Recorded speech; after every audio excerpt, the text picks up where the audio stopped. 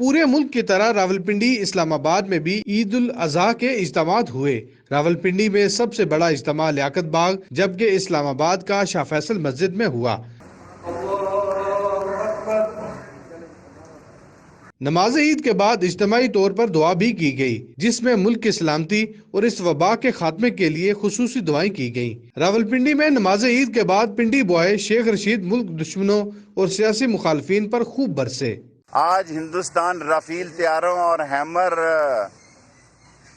Missile کی بات کر رہا ہے۔ پاکستان کے سائنسدانوں نے وہ کام کیا ہے، مودی سرکار سن لو، نیست و نابود کر دیے جاؤ گے۔ بلاول پریس کانفرنس روز کرے، ہمیں کوئی فرق نہیں پڑتا۔